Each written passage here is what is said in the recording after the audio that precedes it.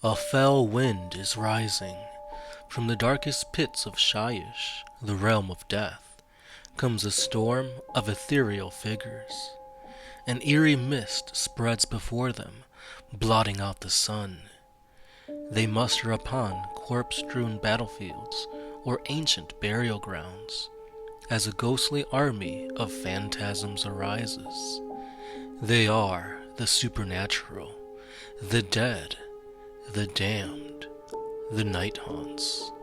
Sustained by a fathomless hatred for the living, these wraiths fight to send fresh souls screaming down into the darkest pits from whence the dead emerged, taking cruel pleasure in knowing the torments that await their victims down below.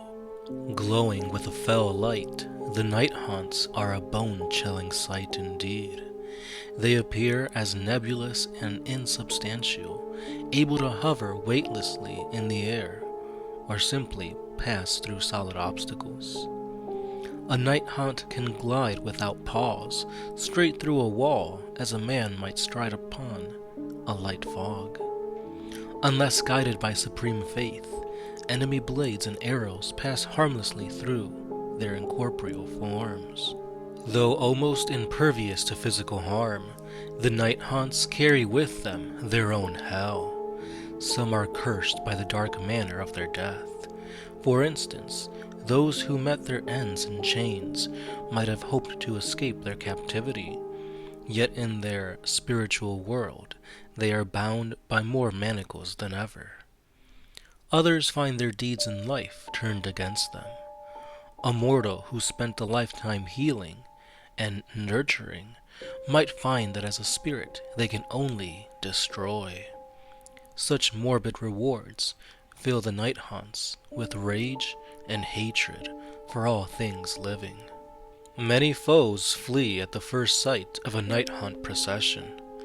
Others hold their ground for a time, but it doesn't take long before their senses begin to betray them as fear creeps in.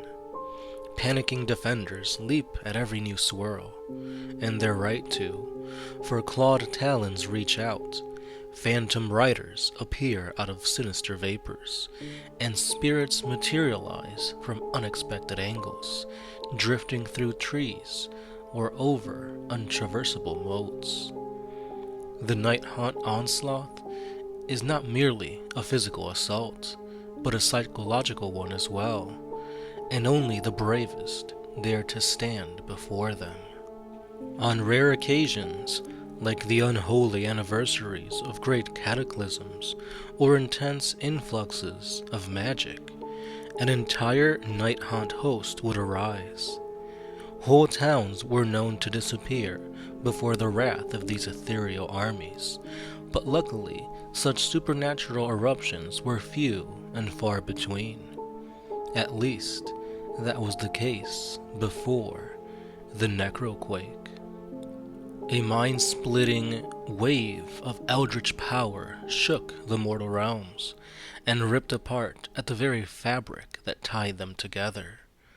A wave of death magic washed over all of the cosmos, and in each realm, specters and spirits, long dormant, were roused to vengeful action. Although the Nighthaunt attacks during this Necroquake had wreaked havoc, there was very much to be improved upon. The assaults often dwindled, and they were often poorly chosen. They needed a new leader. The Mortarchs. They are the top lieutenants of Nagash, and they have been chosen and beseeched with great power. Each of the existing Mortarchs, of which there were 3, were chosen for their unique skills. Should Nagash need corruption, he would turn to Neferata, Mortarch of Blood. If he needed to make a gory example of the foe, then he would call upon Manfred von Karstein, the Mortarch of the Night. And for the most secretive of missions and empire building, he favored Archon the Black, the Mortarch of Sacrament. And they all commanded their own undead legions. And this is when he saw the leader that he was looking for. And so, in a dark ritual, the great necromancer granted Lady Olander a sliver of his own divinity.